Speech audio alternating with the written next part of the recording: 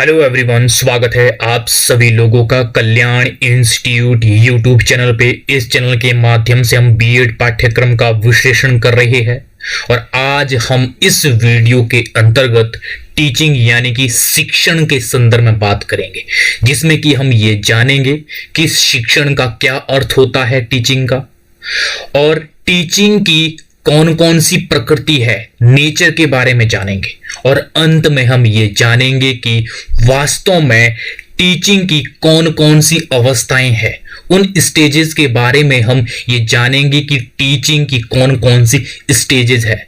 तो इस तरह से इस वीडियो के अंतर्गत शिक्षण का अर्थ, शिक्षण की प्रकृति और शिक्षण की अवस्थाएं, तो इन सभी बिंदुओं के संदर्भ में विस्तार पूर्वक आज इस वीडियो के अंतर्गत अध्ययन करेंगे।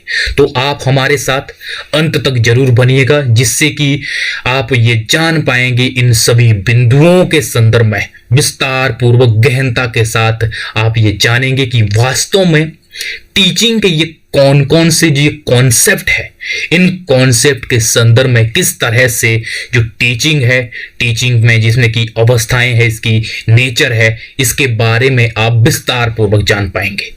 और अगर आपने हमारे YouTube चैनल को अभी तक सब्सक्राइब नहीं किया है तो चैनल को जरूर सब्सक्राइब करिएगा, जिससे कि हमें और ज़्यादा इसी तरह से कंटेंट को क्रिएट करने में मोटिवेशन एवं उत्साह मिलता है। और अगर आप हमारे चैनल के माध्यम से बीएड पाठ्यक्रम से संबंधित अन्य वीडियोस को देखना चाहते हैं तो आप हमारे चैनल के प्लेलिस्ट में जाकर के, जो वहां पे बीएड नाम की प्लेलिस्ट होगी, वहां से जाकर के आप कंप्लीट विश्लेषण एक साथ प्राप्त कर सकते हैं। और इतना ही नहीं, हम आपको बीएड पाठ्यक्रम से कंप्लीट नोट्स प्रोवाइड करवाएंगे, जो हमारी एक वेबसाइट है kalyaninstitute.in। इस वेबसाइट के माध्यम से आपको वो बीएड पाठ्यक्रम के नोट्स मिलेंगे। वो नोट्स कैसे मिलेंगे? जैसे ही आप ये वेबसाइट गूगल पे सर्च करेंगे तो इस तरह का होम पेज दिखेगा। इस होम पेज के सबसे ऊपर 3 डॉट करके ये मेनू बना होगा। जैसे आप इस मेनू में क्लिक करेंगे तो आपके सामने ये सारे ऑप्शन आ जाएंगे। इन सभी ऑप्शनों में से एक ऑप्शन है बीएड नाम का ऑप्शन। जैसे आप बीएड नाम के ऑप्शन में क्लिक करेंगे तो आपके सामने बीएड का जो संपूर्ण जो हमारा पाठ्यक्रम है उससे संबंधित हमारे कंप्लीट नोट्स आपको यहां पे दिख जाएंगे, और जिसमें आप कंफर्टेबल हो उन भाषाओं में आप देख सकते हैं, क्योंकि हमने इन्हें हिंदी और इंग्लिश दोनों ही भाषाओं में यहां पे अपलोड किया है। तो मुझे उम्मीद है कि आपके लिए ये जो वेबसाइट है, ये वेबसाइट काफी उपयोगी रहने वाली है। तो एक बार जरूर विजिट कीजिएगा।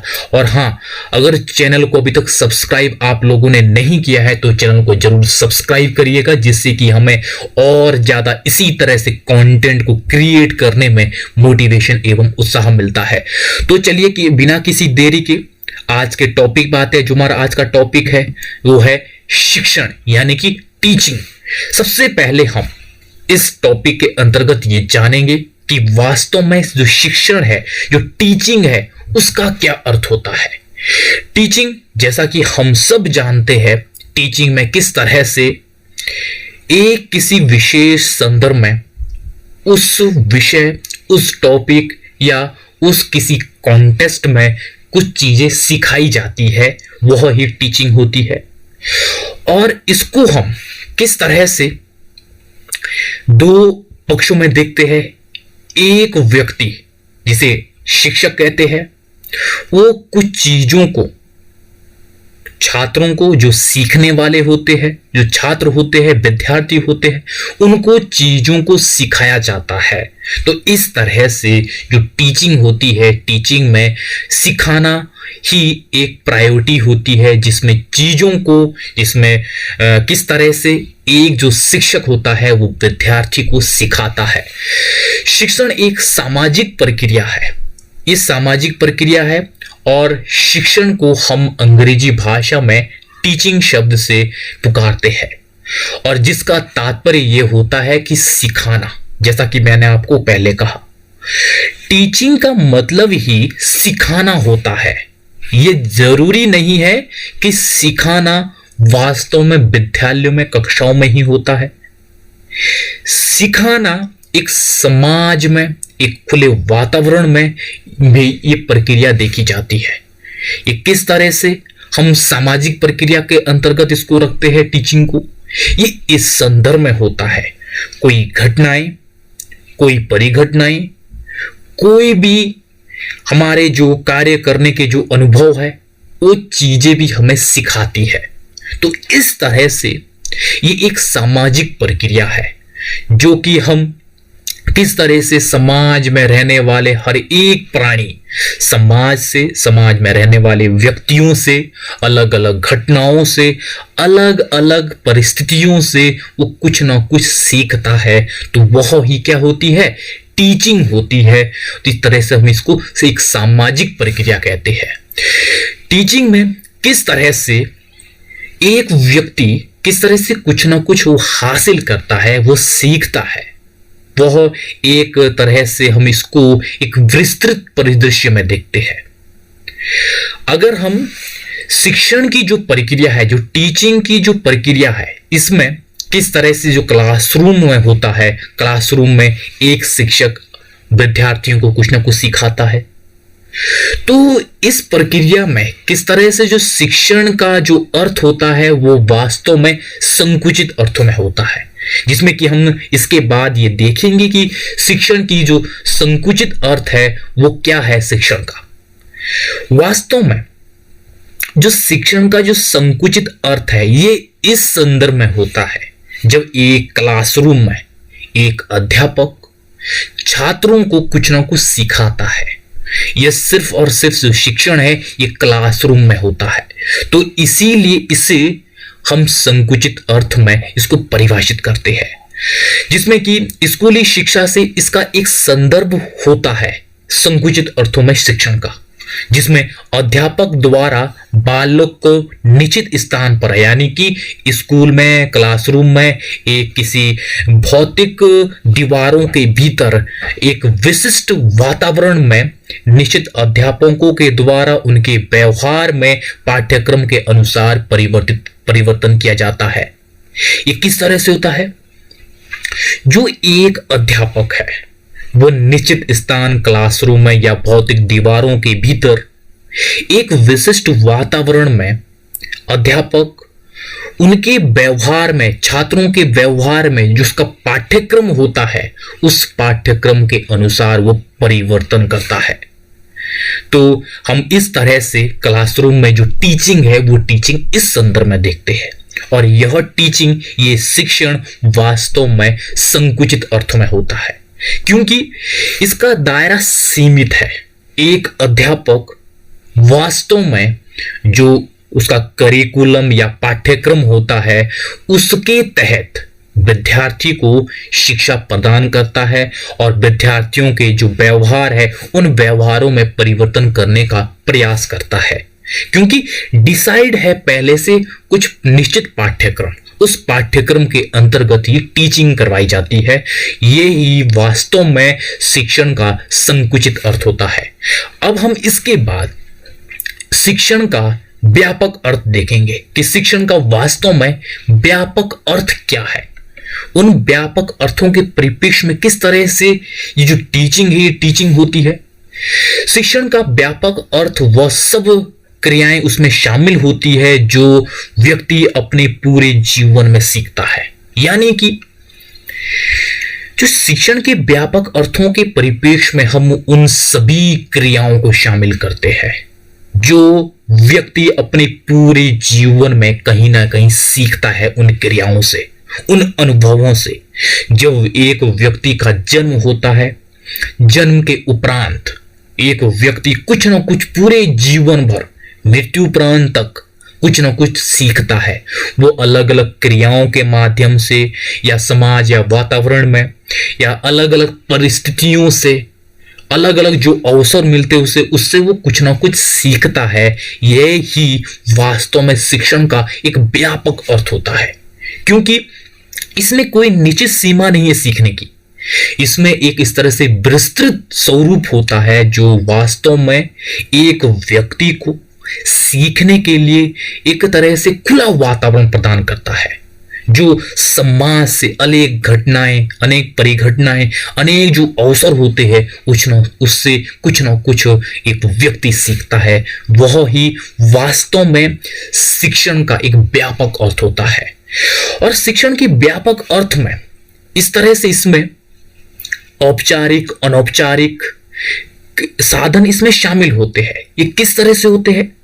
औपचारिक साधन ये होते हैं कि किस तरह से, जिसमें कि निश्चित नियमों एवं प्रक्रियाओं के तहत जो शिक्षा प्रदान की जाती है। और जो अनौपचारिक होती है, अनौपचारिक में किसी निश्चित नियमों एवं सिद्धांतों का इसमें कोई अनुपालन नहीं होता है। इसके तहत किस तरह से कुछ निश्चित प्रक्रिया को फॉलो किए बिना ही एक व्यक्ति इससे कुछ सीखता है, वो इस तरह से इसमें जो शिक्षण के व्यापक अर्थों में इसमें इन सभी चीजों को शामिल किया जाता है। ये जरूरी नहीं है कि खुले वातावरण में एक औपचारिक शिक्षा ही प्रदान की जाएगी, इसमें अनौपचारिक शिक्षा भी प्रदान की जाती है। किस तरह से अनैतिक घटनाओं के चलते, किस तरह से उन अनैतिक घटनाओं में किस तरह से एक ऐसी बात जरूर हो सकती है जो वास्तव में एक नैतिकता, एक नैतिक समाज, एक नैतिक व्यक्ति के लिए किस तरह से वो उपयोगी हो सकती है। क्योंकि अनैतिक कार्यों के चलते उसमें भी कहीं ना कहीं एक सीखने की चीज जरूर हो सकती है जो वास्तव में व्यक्ति, समाज के लिए उपयोगी हो सकती है। तो इस तरह से हम ये देखते हैं कि जो शिक्षण का जो व्यापक अर्थ होता है वो वास्तव में एक खुले वातावरण, एक खुले सामाजिक परिदृश्य में किस तरह से अनेक जो अवसर, अनेक जो भी उसे अपॉर्चुनिटी जो मिलती है, अनेक जो घटनाएं होती है, उन सब से एक व्यक्ति पूरे जीवन में जो सीखता है, वो जो शिक्षण होता है वह ही वास्तव में शिक्षण का व्यापक अर्थ होता है। तो यहां पे हमने ये समझा है कि किस तरह से शिक्षण का अर्थ होता है, जिसमें कि संकुचित और व्यापक अर्थ दोनों को हमने समझा है। अब हम इसके बाद शिक्षण की प्रकृति समझेंगे, नेचर ऑफ टीचिंग को, कि वास्तव में टीचिंग के क्या नेचर है। उन नेचर को हम एक एक करके समझने का प्रयास करेंगे, जिसमें कि सबसे पहले शिक्षण एक अंतःक्रिया है। अंतःक्रिया यानी कि शिक्षण में किस तरह से अंतःक्रियाएं होती है। एक कोई घटना हो सकती है, या कोई व्यक्ति हो सकता है, या कोई शिक्षक होता है, उसके द्वारा कुछ ना कुछ चीजें सिखाई जाती है और एक व्यक्ति सीखता है और उस चीज को वो ग्रहण करता है। तो इस तरह से इन दोनों चीजों में किस तरह से अंतःक्रिया हुई, तो ये वास्तव में टीचिंग होती है। और टीचिंग में किस तरह से दो चीजों का होना आवश्यक है। ये दो व्यक्ति हो सकते हैं, या एक व्यक्ति, एक कोई घटना, एक कोई परिस्थिति हो सकती है, जिसमें कि उस परिस्थिति, उस घटना या उस व्यक्ति से कुछ न कुछ एक व्यक्ति सीखता है।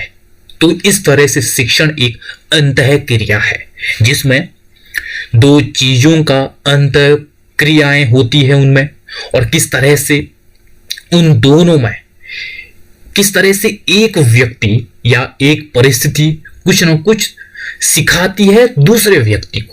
तो इस तरह से एक अंतः प्रक्रिया है शिक्षण। और दूसरा है शिक्षण कला तथा विज्ञान दोनों ही है। ये किस तरह से शिक्षण एक कला है। जब हम ये कहते हैं तो ये इस संदर्भ में है, जो टीचिंग है, जब टीचिंग करवाई जाती है किस स्वरूप में करवाई जाती है, किस तरह से, किन पद्धतियों का प्रयोग करके, जिन क्रिएटिविटी के साथ जो टीचिंग करवाई जाती है, ये ही कला होती है।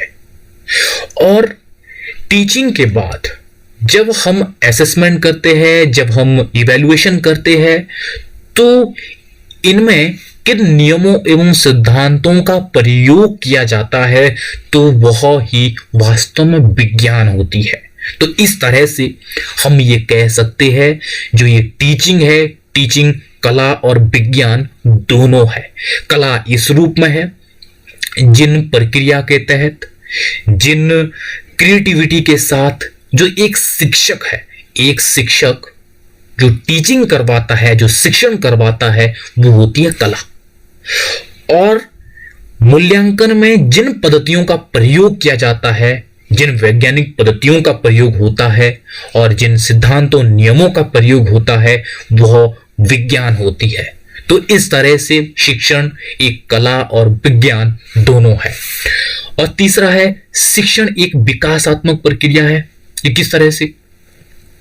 शिक्षण एक विकासात्मक प्रक्रिया है। ये इस रूप में होता है कि किस तरह से शिक्षण के माध्यम से किस तरह से चीजों को सीखा जाता है, लर्न किया जाता है, और जो वास्तव में हमारे लिए अन्य कार्यों को करने में, अन्य जो अवसर हमें प्रदान होते हैं, उस दौरान उन चीजों का प्रयोग किया जाता है। शिक्षण के माध्यम से जब चीजों को सीखा जाता है, उस सीखी गई चीजों का जब हम अन्य कार्यों में, अन्य घटनाओं में उसका इंप्लीमेंट करते हैं, तो इससे क्या होता है? उस कार्य को करने में सरलता होती है, उस कार्य को करने में किस तरह से हमें सहूलियत होती है, जिससे कि हमें आउटपुट मिलता है, और किस तरह से हमारे अंदर जो व्यक्तित्व का विकास होता है उस सीखी हुई चीजों से, और हमारे बौद्धिक क्षमता का भी विकास होता है। तो इस तरह से शिक्षण एक विकासात्मक प्रक्रिया है, जो वास्तव में विकासात्मक प्रक्रियाओं के लिए ये हेल्पफुल होता है, जो हम टीचिंग से चीजों को सीखते हैं। और चौथा है, शिक्षण एक सतत प्रक्रिया है। ये किस तरह से? शिक्षण एक निरंतर चलने वाली प्रक्रिया है। ऐसा नहीं है कि एक निश्चित समय के बाद शिक्षण प्रक्रिया रुक जाती है, बंद हो जाती है। ये एक जीवन पर्यंत चलने वाली प्रक्रिया है, क्योंकि वास्तव में एक व्यक्ति पूरे जीवन में कुछ ना कुछ सीखते रहता है। वो अलग अलग जो कार्य करता है, अलग अलग उसके पास जो परिस्थितियां आती है, अलग अलग किस तरह से मुसीबतों के साथ वो टैकल करता है, उन चीजों से भी कुछ ना कुछ एक व्यक्ति सीखता है। तो इस तरह से शिक्षण एक निरंतर चलने वाली प्रक्रिया है। और पांचवा, शिक्षण एक निर्देशन की प्रक्रिया है। ये किस तरह से? शिक्षण एक निर्देशन की प्रक्रिया है। जब हम ये कहते हैं तो ये इस रूप में होता है, जब टीचिंग होती है तो वास्तव में जो निर्देशन की एक भूमिका होती है वो काफी महत्वपूर्ण होती है। एक शिक्षक विद्यार्थियों को निर्देश देता है, किस तरह से उन निर्देशों के साथ जो टीचिंग कार्य है वो पूरा होता है, समय समय पर निर्देशित किया जाता है विद्यार्थियों को, ताकि जो टीचिंग है, जो टीचिंग का जो पर्पस है, वो पर्पस वास्तव में हासिल किया जा सके, जिससे कि बड़ी सार्थकता के साथ जो टीचिंग कार्य है वो संपन्न हो सके। तो इस तरह से शिक्षण एक निर्देशन की प्रक्रिया होती है। और अगला है, शिक्षण एक सामाजिक तथा व्यावसायिक प्रक्रिया है। ये किस तरह से? जब हम शिक्षण एक व्यावसायिक प्रक्रिया कहते हैं तो ये इस तरह से होती है, क्योंकि जब हम चीजों को सीखते हैं तो वास्तव में हम उसका प्रयोग इस तरह से करते हैं, किस तरह से हमारी दैनिक जो भी दिनचर्याएं होती है उससे लेकर के हम अपने व्यवसायों में भी उसका इंप्लीमेंट करते हैं। क्योंकि हम ये चाहते हैं कि जो हमने लर्निंग की है, वास्तव में उस लर्निंग का प्रयोग हम किस तरह से अपने व्यावसायिक प्रक्रियाओं में भी उसका उपयोग करें, ताकि हमें उस लर्निंग से वास्तव में अच्छे रोजगार मिल सके और अच्छे से हम जो हमारी उत्पादकता है वो उत्पादकता बढ़ सके। तो इस रूप में हम इस चीज का प्रयोग करते हैं टीचिंग का, क्योंकि टीचिंग के द्वारा जब हमारी अच्छे से टीचिंग होती है, जब हमारी अच्छे से किस तरह से उनका जो लाभ है बाद में वो इस रूप में मिलता है, जिससे कि हमें जॉब अपॉर्चुनिटी मिल पाती है। तो इस तरह से एक व्यावसायिक प्रक्रिया है। अगर हम सामाजिक प्रक्रिया कहते हैं, सामाजिक प्रक्रिया इस तरह से है कि जो शिक्षण है, शिक्षण के द्वारा जो चीजें हम सीखते हैं उनका प्रयोग समाज, परिवार इस रूप में होता है उनके लिए कि किस तरह से सामाजिक क्षमता का जो विकास व्यक्ति के अंदर होता है वो भी काफी महत्वपूर्ण होता है, जिससे कि एक व्यक्ति समाज के साथ अच्छे से घुल मिल जाता है और सामाजिक जो जिम्मेदारी है उनका निर्वहन करने लगता है। तो इस रूप में एक सामाजिक प्रक्रिया भी है क्या, शिक्षण। तो इस तरह से हम ये कहते हैं कि शिक्षण एक सामाजिक तथा व्यावसायिक प्रक्रिया है वास्तव में। अगला है शिक्षण का मापन किया जाता है। ये किस तरह से होता है? जो शिक्षण होता है, शिक्षण का मापन वास्तव में किया जाता है कि किस तरह से जब टीचिंग होती है, टीचिंग के दौरान एक जैसे शिक्षक है, शिक्षक शिक्षा प्रदान करता है विद्यार्थियों को, उसके बाद उनका इवैल्यूएशन होता है कि वास्तव में शिक्षक के द्वारा प्रदान की गई जो शिक्षा है उन शिक्षा का वास्तव में विद्यार्थियों में क्या प्रभाव पड़ा है, कितना हमने सीखा है। तो इस तरह से इनको अलग अलग इवैल्यूएशन के मेथड्स के माध्यम से उनका इवैल्यूएशन किया जाता है, उनका मापन किया जाता है कि वास्तव में विद्यार्थियों ने कितना सीखा है, क्या हासिल किया है टीचिंग से। तो इस तरह से शिक्षण एक मापन प्रक्रिया है। शिक्षण में मापन भी किया जाता है कि किस विद्यार्थियों ने कितना सीखा है, क्या हासिल किया है शिक्षण से। और अगला है शिक्षण एक औपचारिक और अनौपचारिक प्रक्रिया है। ये किस तरह से? जैसा कि हमने पहले भी ये देखा है कि किस तरह से हम ये कहते हैं कि जो शिक्षण है, शिक्षण औपचारिक और अनौपचारिक दोनों प्रक्रिया है। ये किस तरह से? जो औपचारिक शिक्षा है, औपचारिक शिक्षण है, वो वास्तव में निश्चित नियमों एवं सिद्धांतों के तहत प्रोवाइड करवाई जाती है। जैसे कि क्लासरूम में एक अध्यापक के द्वारा शिक्षा प्रदान की जाती है, जिसका निश्चित पाठ्यक्रम होता है, जिसके पूर्व निर्धारित ऑब्जेक्टिव होते हैं। किस तरह से टीचिंग के जो उद्देश्य है उन उद्देश्यों के अनुरूप जो शिक्षा है वो शिक्षा प्रदान की जाती है, वह ही क्या होती है? औपचारिक शिक्षा। और जो अनौपचारिक शिक्षा है, अनौपचारिक शिक्षा किस तरह से खुले वातावरण में होती है, जिससे कि एक व्यक्ति जो अलग अलग उसके सामने परिस्थितियां आती है, अलग अलग जो भी अपॉर्चुनिटियां आती है, अलग अलग जो उन्हें अवसर मिलते हैं, उन घटनाओं, उन परिघटनाओं, उन अपॉर्चुनिटी से जो एक व्यक्ति सीखता है वह अनौपचारिक शिक्षा होती है, क्योंकि इसमें निश्चित नियमों एवं सिद्धांतों का प्रयोग नहीं होता है और वह व्यवहारिक जीवन में जो सब सीखता है वह ही अनौपचारिक शिक्षा होती है। तो इस तरह से शिक्षण एक औपचारिक तथा अनौपचारिक प्रक्रिया है। तो इस तरह से ये टीचिंग के नेचर है। इन नेचर को हमने एक एक करके समझा है।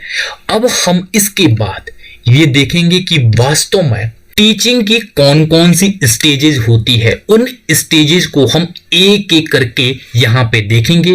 टीचिंग की 3 स्टेजेस होती है, जिसके तहत जो शिक्षण कार्य है वो शिक्षण कार्य होता है, जिसमें कि सबसे पहली जो अवस्था है वो है पूर्व क्रिया अवस्था, यानी कि pre activity stage. Pre activity stage ये क्या होती है? ये एक ऐसी स्टेज या ऐसी अवस्था होती है जिसमें जब शिक्षण करवाया जाता है, उस शिक्षण को शुरू करने से पहले की ये अवस्था होती है कि किस तरह से जो शिक्षण कार्य होगा, किस तरह से संचालित होगा, क्या क्या स्वरूप होगा, वो सब निर्धारण शिक्षण कार्य को करने से पहले किया जाता है और यही ही प्री एक्टिविटी स्टेज कहलाती है। उसमें कुछ निश्चित क्रियाएं होती है प्री एक्टिविटी स्टेज में, जिसमें कि सबसे पहली जो क्रिया होती है वो ये होती है कि शिक्षण के उद्देश्यों का निर्धारण। वास्तव में जो शिक्षण है वो किन उद्देश्यों को लेकर के होगा, क्या उद्देश्य होंगे और शिक्षण कार्य को करने से हमें किन उद्देश्यों की प्राप्ति होनी चाहिए, वो सब शिक्षण के उद्देश्यों का जो निर्धारण है वो प्री एक्टिविटी स्टेज में होता है। और दूसरा है पाठ्य वस्तु का चयन। ये किस तरह से जो शिक्षण कार्य है, शिक्षण कार्य किन पाठ्य वस्तु के तहत होगा, उस पाठ्य वस्तु का निर्धारण, उसका चुनाव भी वास्तव में शिक्षण कार्य को शुरू करने से पहले किया जाता है और उसको हम प्री एक्टिविटी स्टेज में शामिल करते हैं। और तीसरा है पाठ्य वस्तु के भागों की क्रमबद्धता। ये किस तरह से, जो हमारा पाठ्य वस्तु है उसका जब हमने चुनाव कर लिया है, चुनाव के बाद उसकी क्रमबद्धता क्या होगी, क्या सीक्वेंस होगा, किस क्रमबद्धता के साथ हम जो पाठ्य वस्तु है उसके तहत जो शिक्षण है वो करवाएंगे, ये सब भी वास्तव में शिक्षण को शुरू करने से पहले इसका निर्धारण होता है। और अगला है शिक्षण की युक्तियों का चुनाव। ये भी वास्तव में शिक्षण को कार्य करने से पहले इसका चुनाव किया जाता है कि वास्तव में जो शिक्षण है, जो टीचिंग है, उनमें किन युक्तियों, किन विधियों का प्रयोग किया जाएगा। इन सब का चयन भी पहले किया जाता है कि किस तरह से जो हमारे ऑब्जेक्टिव है और किस तरह से हमने जो पाठ्य वस्तु है उसका चयन किया है, उसको मद्देनजर रखते हुए हम शिक्षण की युक्तियों का भी चुनाव करते हैं, ताकि जो हमने शिक्षण के जो ऑब्जेक्टिव डिसाइड किए हैं, जो हमने उद्देश्य निर्धारित किए हैं, उन उद्देश्यों को हम उन युक्तियों के द्वारा बड़ी आसानी से हासिल कर सके। तो इस तरह से प्री एक्टिविटी स्टेज में ये सब क्रियाएं शामिल की जाती है कि वास्तव में शिक्षण के क्या उद्देश्य होंगे, क्या पाठ्य वस्तु होगी, किस तरह से पाठ्य वस्तु की जो क्रमबद्धता है वो क्रमबद्धता होगी, और शिक्षण की कौन कौन सी युक्तियां होगी। ये सब हम एक शिक्षण कार्य को शुरू करने से पहले इसका निर्धारण कर लेते हैं। और ये सभी क्रियाएं वास्तव में प्री एक्टिविटी स्टेज में इसको शामिल किया जाता है, यानी कि पूर्व क्रिया की अवस्था में इसको शामिल किया जाता है, क्योंकि ये शिक्षण कार्य को शुरू करने से पहले ये जो क्रियाएं हैं ये क्रियाएं होती है। और जो दूसरी अवस्था है वो है अंतः क्रिया की अवस्था, यानी कि inter activity stage. Inter activity stage ये वह स्टेज होती है जिसमें जब हम प्री एक्टिविटी स्टेज के बाद अगली स्टेज में आते हैं, वो आते हैं इंटर एक्टिविटी स्टेज में। इसमें किस तरह से एक शिक्षक वास्तव में जो टीचिंग है वो टीचिंग करवाता है, इन अवस्थाओं में किस तरह से एक शिक्षक छात्र के साथ वो रूबरू होता है, इसका इंटरेक्शन होने लगता है। और ये जो क्रियाएं हैं, ये जो छात्र एवं शिक्षक के बीच जो भी क्रियाएं होती है, उन क्रियाओं को हम इंटर एक्टिविटी स्टेज में शामिल करते हैं, जिसमें कि कक्षा के आकार की अनुभूति, यानी कि किस तरह से जब एक शिक्षक कक्षा में टीचिंग करवाता है, टीचिंग का क्या आकार होगा, कितने इसमें विद्यार्थी होंगे, कितनी स्ट्रेंथ के साथ जो शिक्षण है वो शिक्षण कार्य होगा। तो इस तरह से ये सब जो अनुभूति है, ये अनुभूति शिक्षक को वास्तव में शिक्षण के दौरान होती है, जब एक शिक्षक छात्रों को टीचिंग करवाता है। इसको हम इंटर एक्टिविटी स्टेज में शामिल करते हैं। दूसरा है छात्रों का निदान, यानी कि ये किस तरह से जब एक शिक्षक टीचिंग यानी कि शिक्षण करवाएगा तो उस दौरान वास्तव में छात्रों के डाउट्स होंगे, छात्रों की शंकाएं होगी, आशंकाएं होगी और छात्रों की कुछ समस्याएं होगी। उन सब का निदान शिक्षक के द्वारा किया जाएगा। और ये जो निदान शिक्षक के द्वारा किया जाता है, इसको हम सेकेंड स्टेज यानी कि इंटर एक्टिविटी स्टेज में इसको शामिल करते हैं, क्योंकि यहाँ पे एक शिक्षक के द्वारा शिक्षण के दौरान वास्तव में छात्र के जो भी डाउट्स है, उन डाउट्स को निदान किया जा रहा है, उनको दूर किया जा रहा है, उनकी समस्याओं का निदान किया जा रहा है। तो इस तरह से इसे इंटर एक्टिविटी स्टेज में शामिल किया जाता है। तीसरा है क्रिया तथा प्रतिक्रिया। ये किस तरह से जब एक शिक्षक टीचिंग करवाता है, उस दौरान जब शिक्षक की क्रिया किस तरह से एक विषय या पाठ्य वस्तु के द्वारा किस तरह से एक टीचिंग करवाई जाती है, ये क्रिया हो गई। शिक्षक के द्वारा जब शिक्षण प्रोवाइड करवाया जाता है, जब शिक्षण कार्य करवाया जाता है, जब विद्यार्थी को शिक्षा प्रोवाइड करवाई जाती है, तो उस दौरान किस तरह से शिक्षा के दौरान तो तो किस तरह से जो टीचिंग कार्य होता है उसके दौरान, साथ साथ में शिक्षण के दौरान विद्यार्थियों की जो प्रतिक्रियाएं आती है, जिसमें कि छात्र एवं शिक्षकों के बीच जो इंटरेक्शन है उनमें किस तरह से छात्रों की प्रतिक्रियाएं और शिक्षक की जो क्रियाएं, इन सब को हम दूसरी स्टेज यानी कि इंटर एक्टिविटी स्टेज में शामिल करते हैं कि किस तरह से एक जो शिक्षक है वो शिक्षण कार्य को संपन्न करवा रहा है, जिसमें कि शिक्षक एक पाठ को पढ़ा रहा है, उस पाठ के साथ साथ शिक्षण के दौरान ही किस तरह से विद्यार्थियों की जो प्रतिक्रियाएं आती है, उन प्रतिक्रियाओं को भी हम वास्तव में second stage inter activity stage में हम इसको शामिल करते हैं। तो इस तरह से इंटर एक्टिविटी स्टेज में ये सभी क्रियाएं शामिल होती है। अब है तीसरी अवस्था। तीसरी अवस्था है उत्तर क्रिया की अवस्था, यानी कि post activity stage. Post activity stage ये एक ऐसी अवस्था है जो वास्तव में जब शिक्षक के द्वारा शिक्षण कार्य को संपन्न करवा दिया जाता है उसके बाद की ये अवस्था है, जिसमें किस तरह से जो छात्रों का जो मूल्यांकन होगा, क्या मूल्यांकन की विधि होगी, किस तरह से जो छात्रों के जो ऑब्जेक्टिव है उन ऑब्जेक्टिवों को कितना हासिल किया है, ये सभी क्रियाएं हम वास्तव में पोस्ट एक्टिविटी स्टेज में शामिल करते हैं, जिसमें कि सबसे पहले शिक्षक द्वारा छात्रों के वांछनीय व्यवहार का मापन, यानी कि ये किस तरह से वास्तव में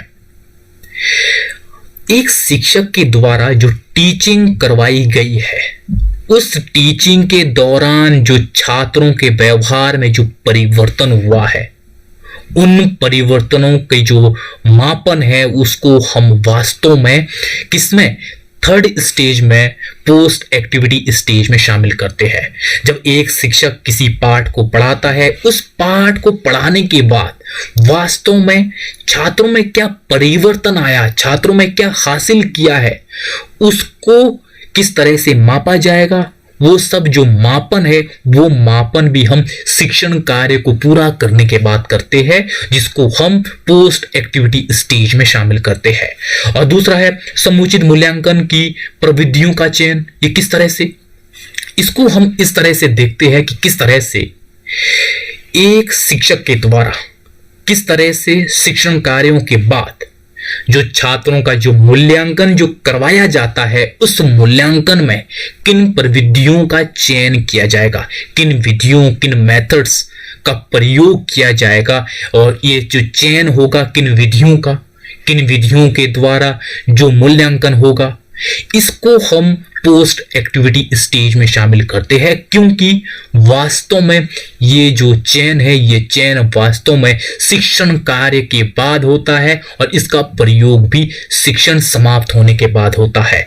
और तीसरा है छात्रों की निष्पत्तियों, उद्देश्यों की प्राप्ति के आधार पर अनुदेशन एवं शिक्षण युक्तियों में सुधार। ये किस तरह से, ये इस तरह से होता है जो छात्रों ने वास्तव में शिक्षण कार्यों से प्राप्त किया है, किन उद्देश्यों की प्राप्ति हुई है, उनके आधार पर वास्तव में किन ऑब्जेक्टिव को हमने हासिल किया है इस शिक्षण कार्य से, और क्या वास्तव में और सुधार की आवश्यकता है जिससे कि हमने जो कुछ ऑब्जेक्टिव को हमने हासिल नहीं किया है, जिसमें कि किन किन जो शिक्षण युक्तियों में सुधार की और आवश्यकता है, यानी कि और अच्छे से किस तरह से हम शिक्षण कार्यों को अच्छे से संचालित कर सके, और किन युक्तियों को सुधार की आवश्यकता है, और जिससे कि हम जो हमने शिक्षण के जो उद्देश्य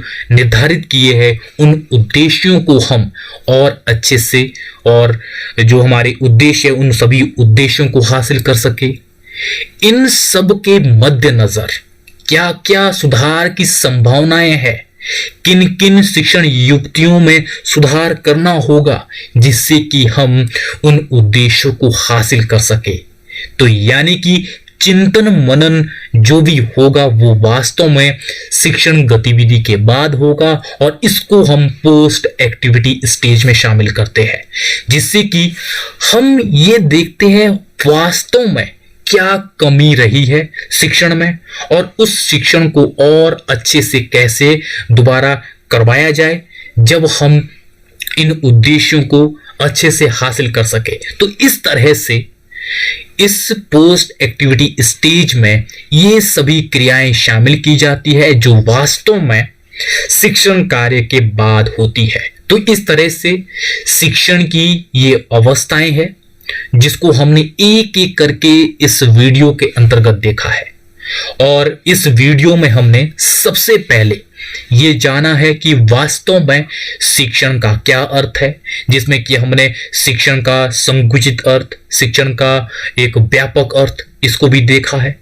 और उसके बाद हमने शिक्षण की प्रकृति के बारे में अध्ययन किया है, इसको भी हमने विस्तार स्वरूप में समझा है, और अंत में हमने शिक्षण की अवस्थाओं को देखा है कि इसकी टीचिंग की कौन कौन सी स्टेजेज है। उन स्टेजेज को हमने एक एक करके विस्तार स्वरूप में हमने इसको यहाँ पे डिटेल में जाना है। तो इस वीडियो के अंतर्गत हमने इन सभी बिंदुओं का विस्तार पूर्वक अध्ययन किया है। तो मुझे उम्मीद है कि आपके लिए ये जो वीडियो है, ये वीडियो काफी उपयोगी रही होगी, और अगर चैनल को अभी तक सब्सक्राइब नहीं किया है तो चैनल को भी जरूर सब्सक्राइब करिएगा, जिससे कि क्या होता है हमें और ज़्यादा इसी तरह से कंटेंट को क्रिएट करने में मोटिवेशन एवं उत्साह मिलता है। तो आप सभी लोगों का बहुत बहुत शुक्रिया।